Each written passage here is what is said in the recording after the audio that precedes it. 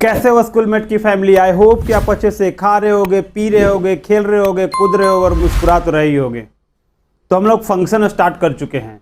Function में definition function का पढ़ चुके हैं, ग्राफिकल डेफिनेशन पढ़ चुके हैं, डोमेन क्या होता है, रेंज क्या होता है पढ़ चुके हैं ग्राफिकली। तो हम लोग आते हैं नेक्स्ट टॉपिक पर, नेक्स्ट ग्राफ पर। लेकिन उसके पहले जरा एक कोटेशन हम लोग देख लेते हैं। जहर पिलाकर मजहब का इन काश्मीरी परमाणु को, जहर पिलाकर मजहब का इस काश्मीरी परमाणु को, भय और लालच दिखलाकर तुम भेज रहे हो नादानों को। जहर पिलाकर मजहब का इन काश्मीरी परमाणु को, भय और लालच दिखलाकर तुम भेज रहे नादानों को। खुले प्रशिक्षण खुले शस्त्र है, खुली हुई शैतानी है। खुले प्रशिक्षण खुले शस्त्र और खुली हुई शैतानी है, सारी दुनिया जान चुकी है ये हरकत पाकिस्तानी है। ठीक है, समझ रहे हो ना। हमारा पड़ोसी सुधरता नहीं है, कैसे सुधारना है? स्ट्रांग बनो, कुछ भी आए सीधा उड़ाओ। समझ में आ रहा है? तो इस तरह से हम लोग आगे टॉपिक को स्टार्ट करते हैं। तो देख लेते हैं और आते हैं सीधा स्क्रीन पर। देख लो जरा ध्यान से।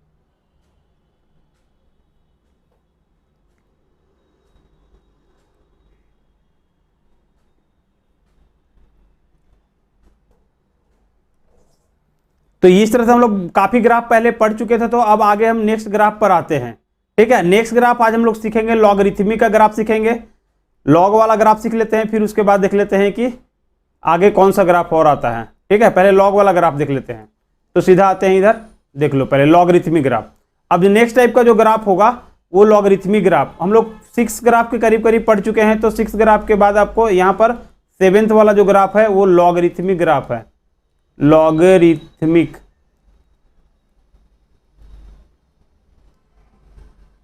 Logarithmic graph, log graph. ठीक है, इसके बारे में जानते हैं। बट लॉगरिथमिक ग्राफ होता क्या है उससे पहले हम लोग जान लेते हैं कि लॉग होता क्या है।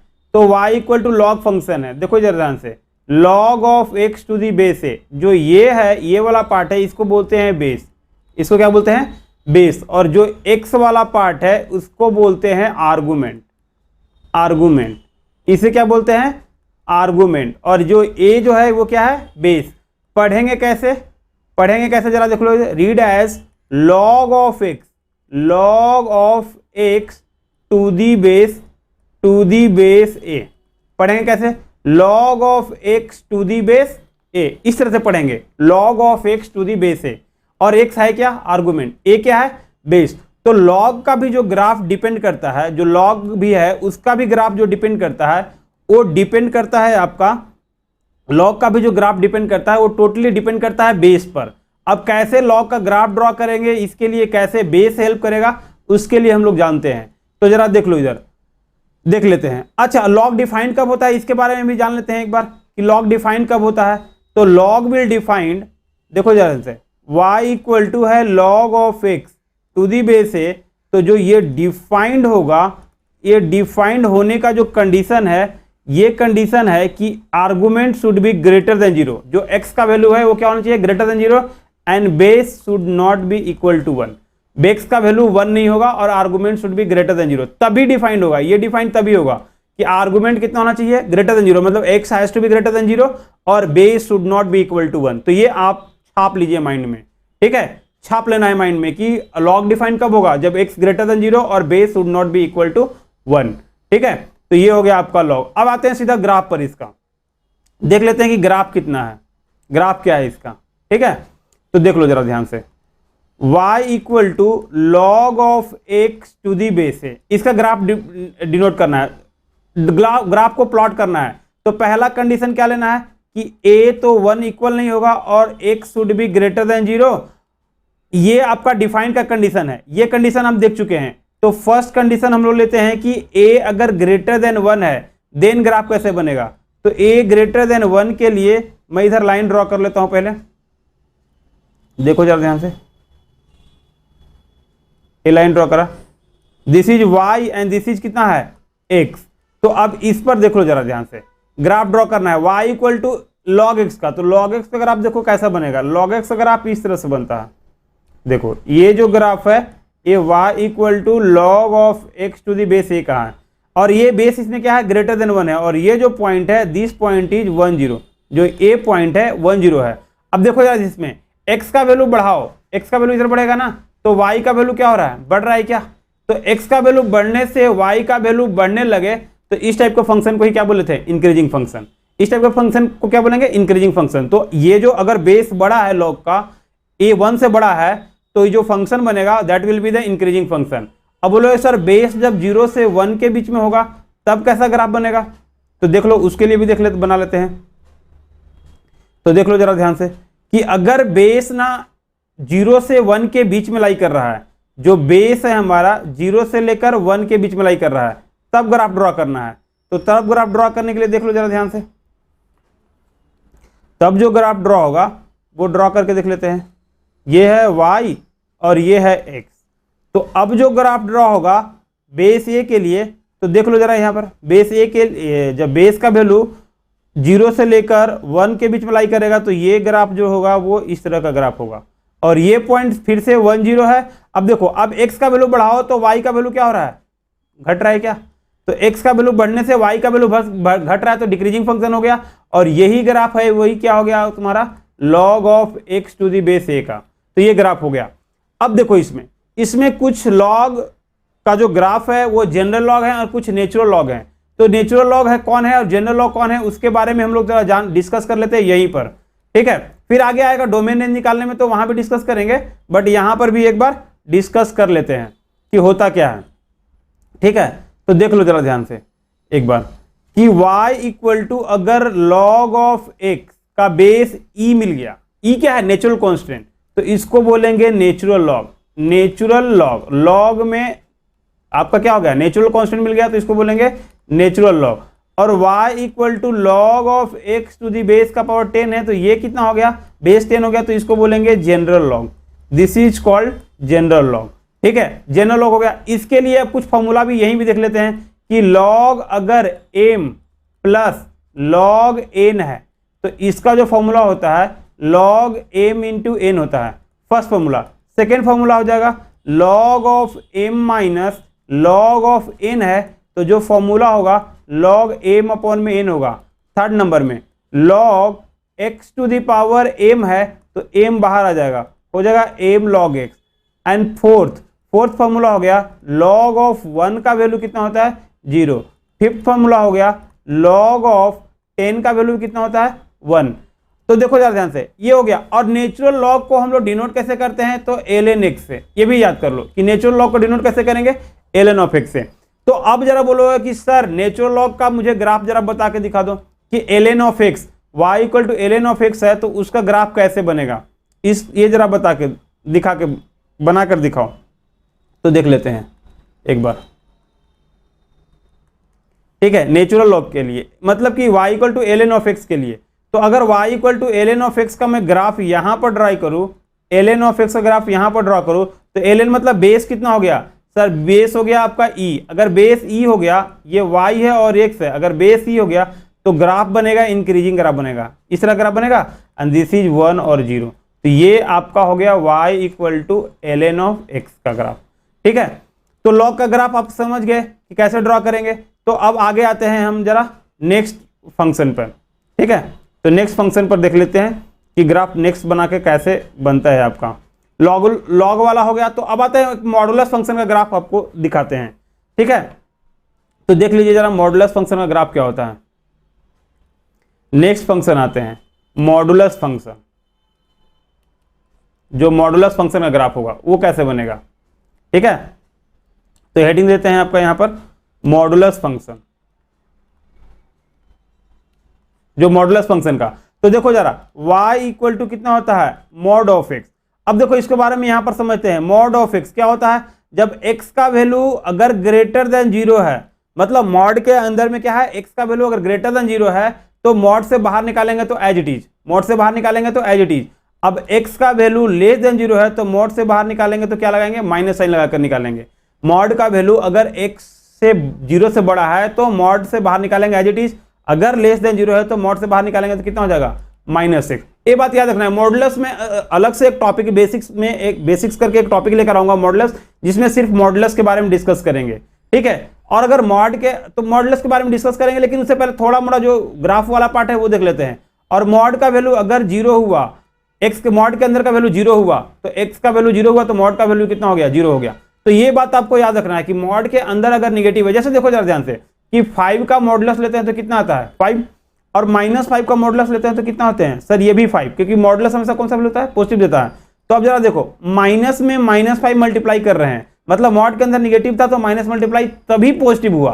तो ये बोल रहा था यार मॉड के अंदर निगेटिव है, मॉड के अंदर निगेटिव है, एक्स का वैल्यू निगेटिव है, तो बाहर निकालने के लिए हम लोग क्या करेंगे, पॉजिटिव बनाने के लिए क्या करेंगे बताओ, पॉजिटिव बनाने के लिए हम लोग इसको ये कर लेंगे, माइनस साइन लगाकर पॉजिटिव बना देंगे। तो ये हो गया आपका मॉडुलस। अब मॉडुलस हो गया तो इसके बारे में जरा हम लोग थोड़ा कुछ ग्राफ बना के देख लेते हैं कि मॉडुलस का ग्राफ कैसे होगा। ठीक है, तो अब जो देखो जरा ध्यान से, y equal to mod of x है, तो दो कंडीशन हमारे मिला कि y इक्वल टू एक्स होगा जब x ग्रेटर देन 0 होगा, y इक्वल टू एक्स होगा जब x ग्रेटर देन 0 होगा, and y equal to minus x होगा, ग्रेटर देन इक्वल टू 0 लेते हैं, y equal to minus x होगा जब x कितना होगा, लेस देन 0 होगा।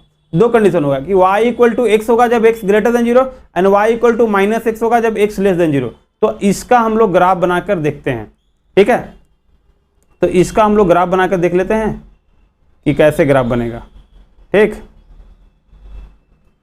देखो जरा ध्यान से, ये इरेज क्यों हो गया x, तो इसका हम लोग ग्राफ बना के देख लेते हैं, जरा ध्यान से देखो। अब दो टाइप का तुम्हें फंक्शन मिला था, क्या मिला था, y इक्वल टू एक्स, और क्या मिला था, y equal to minus x, यही मिला था ना। तो अब यहां पर हम लोग ग्राफ ड्रॉ करते हैं।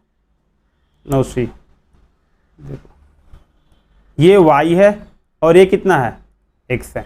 ठीक है, तो फर्स्ट था y इक्वल टू एक्स जब x ग्रेटर देन 0 है, y इक्वल टू एक्स था जब कितना था, x ग्रेटर देन 0 था।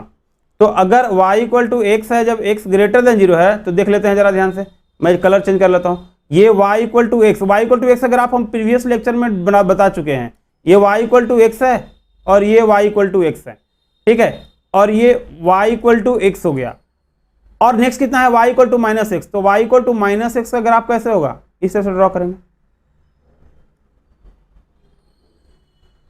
हो गया, ये वाला जो ग्राफ है y equal to minus x का ग्राफ है। लेकिन ध्यान से देखो y इक्वल टू एक्स का ग्राफ कब है, जब x ग्रेटर देन 0। अगर x ग्रेटर देन 0 है तो ये वाला पार्ट, ये वाला जो ग्राफ होगा क्या होगा, कटेगा, डिलीट हो जाएगा, क्योंकि x 0 0 तो यहीं पर है, 0 से बड़ा के लिए हो गया। और y equal to minus x है तो कौन सा ग्राफ कटेगा सर, ये वाला ग्राफ कट गया। तो फाइनली ये दोनों जो ग्राफ मिला, इसी ग्राफ को बोलेंगे मॉड ऑफ एक्स। तो यहां से ध्यान देना है कि x इक्वल टू 0 पर ही अपना क्या बना रहा है, भी शेप बना रहा है। x इक्वल टू 0 पर क्या बना रहा है, भी शेप बना रहा है। अरे दीवारों से टिक कर मत बैठो, इधर समझो, समझोगे तभी आपको समझ में आएगा, अच्छा से समझ में आएगा, अदरवाइज समझ में नहीं आएगा।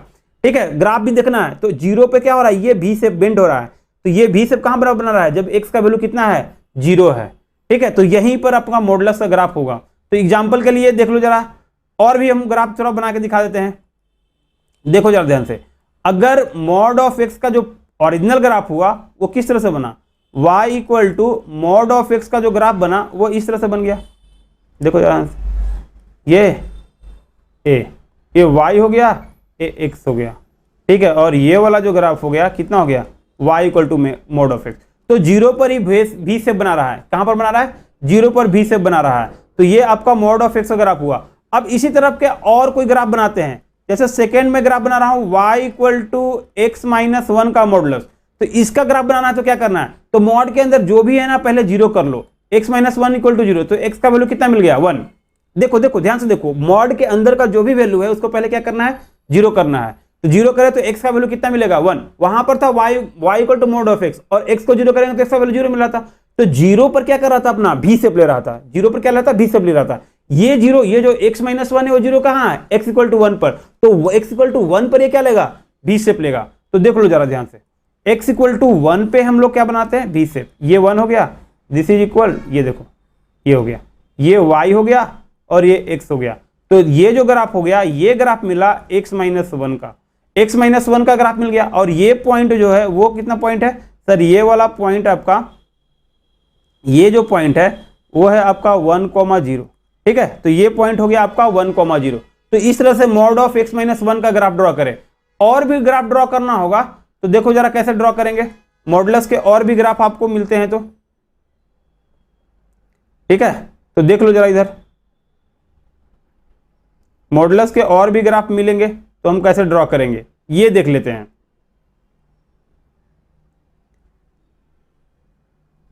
तो देख लो जरा इधर सेकेंड क्वेश्चन कि अगर ऐसा थर्ड वाला है कि अगर ऐसा तुम्हें मिल गया y equal to x plus one का मॉडुलस, x प्लस वन का मॉडुलस ड्रॉ करो तो x plus one equal to कितना हो जाएगा 0, x का वैल्यू कितना मिल जाएगा -1, x का वैल्यू -1 मिला। तो अब ये जो ग्राफ बनाएगा अपना जो बेंड होगा x का वैल्यू -1 पर, तो सपोज कि -1 यहाँ है तो यहाँ पर अपना ये v शेप लेगा, तो यहाँ पर क्या ले लिया v शेप ले लिया। तो ये जो ग्राफ बना this graph is y equal to mod of x plus one. तो आई होप कि आपको ग्राफ का वैल्यू, ग्राफ का जो मॉडुलस का ग्राफ कैसे ड्रॉ करना है आपको थोड़ा सा तो आइडिया लग गया होगा। ठीक है, बाकी मैं मॉडुलस के बारे में स्पेशली एक टॉपिक लेकर आऊंगा, सिर्फ मॉडुलस से रिलेटेड, मॉडुलस से क्वेश्चन उसमें लाऊंगा, मॉडुलस का क्वेश्चन करूंगा और मॉडुलस का कुछ और ग्राफ बनाऊंगा। बट जो रफ आइडिया स्केच कैसे ड्रॉ करते हैं ग्राफ को आपको मॉडुलस का पता हो गया होगा। तो अब आते हैं हम नेक्स्ट टॉपिक पर। नेक्स्ट आते हैं आपका ग्रेटेस्ट इंटीजर फंक्शन। ठीक है, तो आते हैं जरा next topic greatest integer function. अब देख लीजिए जो नेक्स्ट टॉपिक लेकर आए हैं 6 था, ये 7 लेते हैं, 7 था ये 8, 7 था आपका मॉडुलस, तो ये 8 वाला टॉपिक हो जाएगा। ये है आपका greatest integer function, greatest integer function, integer function. ठीक है, तो ये ग्रेटेस्ट इंटीजर फंक्शन, इसी को बोलते हैं, देखो इधर लिखते कैसे हैं y इक्वल टू एक्स और ये ब्रैकेट बिग ब्रैकेट डालते हैं, इसी को बोलते हैं, पढ़ते कैसे हैं, रीड कैसे करेंगे बॉक्स ऑफ एक्स, रीड कैसे करेंगे box of x, read as. ठीक है, तो ये पढ़ लेंगे read as box of x, और ये ग्रेटेस्ट इंटीजर फंक्शन है। ठीक है, ये होता क्या है, जस्ट लाइक कि मॉडुलस हमेशा कौन सा वैल्यू देता है, मॉडुलस हमेशा पॉजिटिव वैल्यू देता था, तो ये भी इसका भी प्रॉपर्टी है कि ये हमेशा कौन सा वैल्यू देगा, इंटीग्रल वैल्यू देगा। It gives always integral value. ठीक है, ये हमेशा इंटीग्रल वैल्यू देगा ग्रेटेस्ट इंटीजर फंक्शन, इसीलिए इसका नाम है। एग्जांपल के लिए कि देखो जरा ध्यान से, ये खुलता कैसे है बॉक्स ऑफ एक्स, तो जैसा बॉक्स के अंदर है वैसा ही बाहर निकलेगा, बॉक्स के अंदर जैसा है वैसा ही बाहर निकलेगा जब बॉक्स के अंदर का वैल्यू क्या है इंटीजर है। बॉक्स के अंदर का वैल्यू अगर इंटीजर है, बॉक्स के अंदर का वैल्यू अगर इंटीजर है तो जैसा है वैसा ही बाहर निकलेगा। लेकिन अगर इंटीजर नहीं है, x not equal to integer, box के अंदर इंटीजर नहीं है तो कैसे निकलेगा, अगर बॉक्स के अंदर इंटीजर नहीं है तो integer just less than x, less than x, तो integer just less than x निकलेगा। अगर बॉक्स के अंदर इंटीजर नहीं है तो इंटीजर से जस्ट क्या होगा, जो छोटा वाला इंटीजर है वही बाहर निकलेगा। ठीक है, जस्ट छोटा इंटीजर।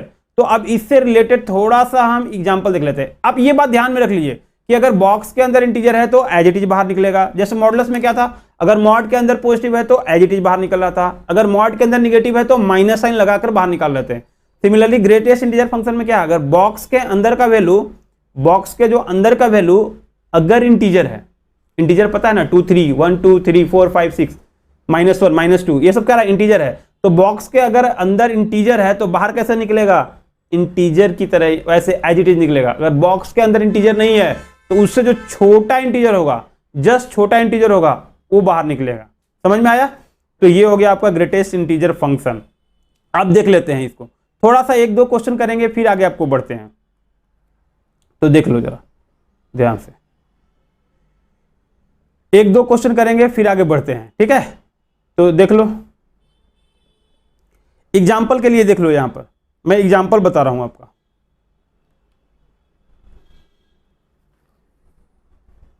एग्जाम्पल, ठीक है, अच्छा सा बटन काम नहीं कर रहा है। एग्जाम्पल, एक सेकेंड, एग्जाम्पल ले रहा हूं मैं यहां पर, सपोज कि 5 का बॉक्स ले रहा हूं। तो अब जरा बताओ, 5 का ग्रेटेस्ट इंटीजर, तो बॉक्स के अंदर क्या हो गया सर, बॉक्स के अंदर इंटीजर है तो बाहर कैसे निकलेगा 5। इसी तरह से मैं ले रहा हूं 4.999, तो इसको अगर बॉक्स के बाहर निकालेंगे तो आप देखो, पहले इसको रोक के आप खुद से बना के देखना। 4.99 जैसे ही डाले तो बाहर क्या लिखोगे सर 5, जैसे ही 5 लिखोगे ये गलत हो गया। मैं क्या बोला था, कि ये 4 है और ये 5 है। 4.99 कहाँ होगा सर? 4.9995 के करीब होगा। तो मैं क्या बोला था कि बॉक्स के अंदर इंटीजर नहीं है, मतलब बॉक्स के अंदर 4.99 इंटीजर है, नहीं है सर। तो उससे छोटा इंटीजर, तो छोटा इंटीजर के लिए देखेंगे तो कौन सा हो जाएगा सर? छोटा इंटीजर हो गया आपका 4। 5 क्या है? 5 सर बड़ा इंटीजर है, तो जो छोटा इंटीजर हो गया दैट इज कॉल्ड 4। तो जो 4.999 का वैल्यू होगा बॉक्स के अंदर जाने से कितना वैल्यू हो जाएगा सर? 4.999 के अंदर जो वैल्यू बॉक्स के अंदर आएगा दैट इज इक्वल टू 4, न कि 5। तो ये ग्रेटेस्ट इंटीजर था। अब एक और क्वेश्चन बनाते, एक और देते हैं, आप लोग देखते हैं उसको कर सकते हैं या नहीं। -1.999। अब जरा पहले इसको थोड़ा देर वीडियो को रोक लीजिएगा, इसको खुद से करिएगा, फिर इधर आके पूछिएगा कि सर सही बना या नहीं। तो चलो इसको मैं वैल्यू बताता हूं। तो देखो जरा ध्यान से, ये -2 है, ये -1 है नंबर लाइन पर, ठीक है। अगर ये -2 और -1 है तो जरा ध्यान से देखो, -2 है और ये -1 है, तो यहां पर देख लेते हैं ध्यान से, ये आपका -1 है यहां पर, ये है आपका -1। अब -1.99 किधर होगा सर? -1.999 इधर होगा। तो इससे छोटा ये इंटीजर है, नहीं है सर, इससे छोटा इंटीजर किधर होगा? -2। बोलो सर -1 तो इससे छोटा हुआ नहीं, -1 तो बड़ा वैल्यू हो गया ना, लेफ्ट से राइट अगर जाएंगे तो क्या होगा? बड़ा वैल्यू होगा। तो -1.99 से छोटा इंटीजर कितना हो गया? -2। तो इसका जो वैल्यू हो गया वो हो गया आपका -2। इसका जो वैल्यू हो जाएगा कितना हो जाएगा? -2 हो जाएगा। तो इस तरह से आपको क्वेश्चन को करना है, ग्राफ को ड्रॉ करना है। अब इसका ग्राफ ड्रॉ करते हैं, अब इसका हम लोग ग्राफ ड्रॉ कर लेते हैं, फिर इसके बाद बताते हैं आपको। देखो तो ग्राफ इसका कैसे ड्रॉ करेंगे, तो जरा ध्यान से देखो। अगर इसका मैं ग्राफ ड्रॉ करा तो देखो यहाँ पर बहुत ही टेक्निकल प्रॉब्लम आ रही है आज। तो ये हो गया आपका y और ये हो गया आपका x, ठीक है। ये y हो गया और ये x हो गया। अब जरा देखो इधर, अगर बॉक्स के अंदर 0 से 1 के बीच में, 1 से जस्ट छोटा कुछ भी वैल्यू डालेंगे तो कितना मिलेगा? 0। तो देखो जरा इसका वैल्यू यहां से आएगा, ये हो गया यहां पर ओपन, ठीक है, ये 0 हो गया। सिमिलरली 1 से बड़ा या 1 डाले या 1 से बड़ा, ये 1 है ये 2 डालते हैं, तो 1 से बड़ा कुछ भी डालेंगे, तो 1 से बड़ा कुछ भी डालो तो क्या मिलेगा? डार्क सर्कल ले रहे हैं, देखो जरा 1 को इंक्लूड कर रहे हैं, 2 पर क्या लेना पड़ेगा? ओपन। तो 1 से बड़ा ये हो गया, ये देखो जस्ट, और इसका वैल्यू कितना आएगा सर? 1। यहां पर कितना था? 0। सिमिलरली 2 से 3 लेते हैं, तो 2 से 3 लेंगे तो देखो जरा ध्यान से, 2 पर डार्क सर्कल, 3 को नहीं ले रहे हैं, 3 से जस्ट छोटा ले रहे हैं, तो ये हो गया, इसका वैल्यू कितना हो जाएगा? 2। तो सिमिलरली इस तरह से ना आपका ग्राफ इसका आगे बढ़ते रहेगा, नीचे भी इसी तरह से बढ़ेगा, ठीक है। ये हो गया, यहां पर -1 हो गया। तो ये जो लैडर वाला ग्राफ है, दिस लैडर वाला graph is greatest integer function. ये जो लैडर का ग्राफ हुआ ये क्या हो गया? ग्रेटेस्ट इंटीजर फंक्शन का ग्राफ है, ठीक है। तो आपको इस तरह से ये जो ग्राफ मिल गया y इक्वल टू कितना हो गया? Box of x। ये ग्राफ ग्रेटेस्ट इंटीजर फंक्शन का हो गया। नेक्स्ट आते हैं, नेक्स्ट देख लो जरा, नेक्स्ट लेते हैं, ग्रेटेस्ट इंटीजर फंक्शन हो गया। तो उसके बाद आते हैं आपका फ्रैक्शनल पार्ट ऑफ x, ठीक है। 7, 8 जो भी होगा, ये शायद मे बी 8 हो जाएगा, ठीक है। तो वो जो बना रहे हैं this is called fractional part of x, fractional part of x। अभी हम लोग ग्रेटेस्ट इंटीजर बने थे और ये क्या हो गया? Fractional part of x। Fractional part को देखो कैसे डिनोट करते हैं, ये होता है ये x, this is called fractional part of x। ये फ्रैक्शनल वैल्यू देगा हमेशा, this is called fractional part of x, fractional part of x। इसको पढ़ेंगे, क्या पढ़ेंगे? Fractional part of x। अब फ्रैक्शनल पार्ट ऑफ x क्या होता है? जरा देखो जरा, कोई भी वैल्यू है, अगर कोई भी रियल वैल्यू है तो उसमें 2 पार्ट होंगे, एक तो होंगे सर इंटीग्रल पार्ट और एक क्या हो गया सर? Fractional part. एक हो गया क्या हो गया? इंटीग्रल पार्ट, इंटीजर और फ्रैक्शन दोनों साथ में होगा तो क्या होगा? कोई भी रियल नंबर बन जाएगा। तो अब जरा एग्जांपल में देखो, जैसे 5.999 में लिखा, तो 5.99 लिखे तो इसमें जो इंटीग्रल पार्ट कितना है? 5, और फ्रैक्शनल पार्ट कितना है सर? 0.999। तो ये जो फ्रैक्शनल पार्ट है इसी का हम डिस्कशन कर रहे हैं, जो फ्रैक्शनल पार्ट है इसी का हम डिस्कशन कर रहे हैं कि फ्रैक्शनल पार्ट होता क्या है। 5.99 में क्या हो गया? 5 हो गया इंटीजर, और 0.99 क्या हो गया? Fractional part. तो ये जो फ्रैक्शनल पार्ट है इसी का हम डिस्कशन अभी करने वाले हैं। तो जरा ध्यान से देखो, तो इसी तरह से अगर मैं फ्रैक्शनल पार्ट करूंगा तो कोई भी रियल फंक्शन में से अगर मैं इंटीग्रल पार्ट को निकाल दूंगा तो क्या मिल जाएगा, फ्रैक्शनल पार्ट मिल जाएगा। कोई भी रियल फंक्शन में से इंटीग्रल वैल्यू को निकाल देंगे तो क्या होगा, फ्रैक्शनल पार्ट होगा। और जो फ्रैक्शनल पार्ट है इसको अब छाप लो, दिमाग में छाप लो कि जो फ्रैक्शनल पार्ट है उसका वैल्यू होगा वो 0 के इक्वल तो होगा, 0 के इक्वल तो होगा।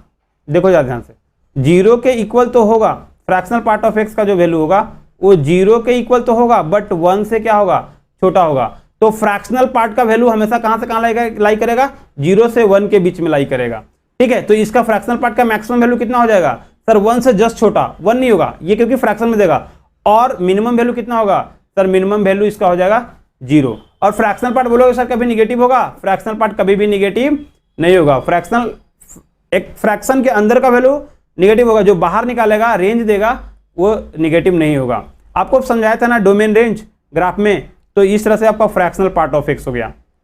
अब देख लेते हैं जरा इधर फ्रैक्शनल पार्ट ऑफ एक्स का ग्राफ ड्रॉ करके देख लेते हैं एक बार। ठीक है, and this will be the last में भी कि आज ना प्रॉब्लम आ रही है आपका ये में टेक्निकल थोड़ा प्रॉब्लम आ रही है, काम नहीं कर रहा है अच्छा से। तो फ्रैक्शनल पार्ट ऑफ एक्स का ग्राफ हम लोग ड्रॉ करके लास्ट करेंगे। तो ये फ्रैक्शनल पार्ट ऑफ एक्स है, तो इसका देखो ग्राफ क्या होगा। अब देखो ये ग्राफ 0 से स्टार्ट होगा और 1 यहां पर आ जाएगा, ये 1। ठीक है, तो ये ग्राफ देखो जरा ध्यान से। अब 1 से 2 करेंगे तो क्या हो जाएगा, ये ग्राफ हो गया, ये 2 हो गया।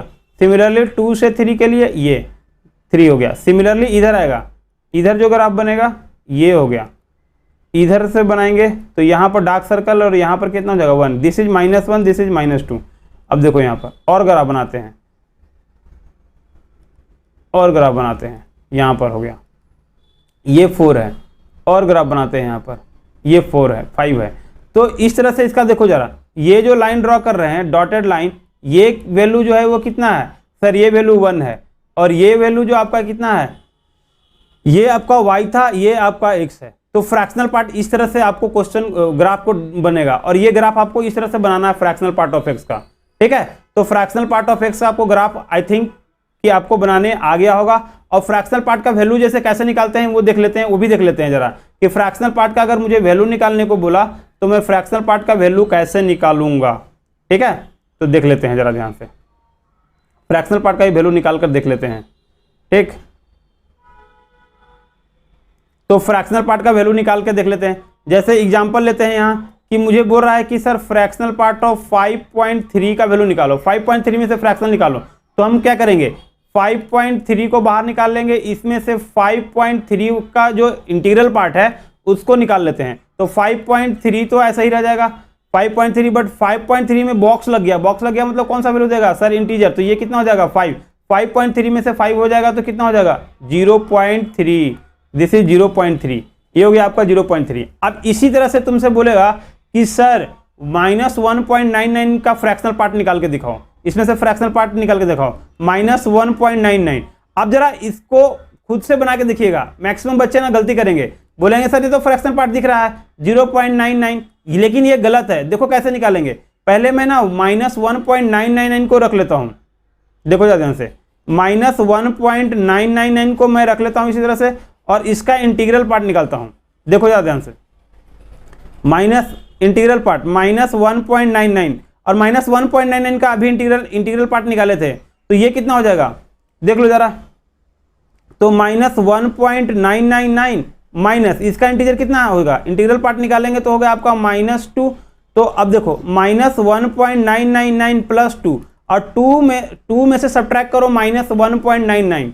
ठीक है, देख लो जरा 2 में से सब्ट्रैक्ट कर लेते हैं -1.99, तो वैल्यू कितना आ गया सर 1, यहां पर होगा 0.01। तो ये फ्रैक्शनल पार्ट हो गया, इसका कितना हो गया, इसका 0.01। तो इस तरह से आपका फ्रैक्शनल पार्ट भी समझ लिए। आगे का लेक्चर में हम लोग सिग्नम फंक्शन पढ़ेंगे, ट्रिगोनोमेट्रिकल फंक्शन पढ़ेंगे, और इनवर्स ट्रिगोनोमेट्रिक फंक्शन का, पैराबोला का ग्राफ, ये सब देखेंगे। क्योंकि आज थोड़ा सा टेक्निकल इशू आ रहा है, तो हम यहीं पर लेक्चर को स्टॉप करते हैं और मिलते हैं नेक्स्ट वीडियो में। नेक्स्ट वीडियो में हम लोग ग्राफ का और भी डिस्कशन करेंगे। ठीक है, तो आपको लेक्चर कैसा लगा, तो आप क्या करना है, दोस्तों के बीच फॉरवर्ड तो करना ही करना है। ठीक है, फिर मिलते हैं अगले एपिसोड में, अगले लेक्चर में, नए जोश के साथ, इसी उत्साह के साथ। Bye bye.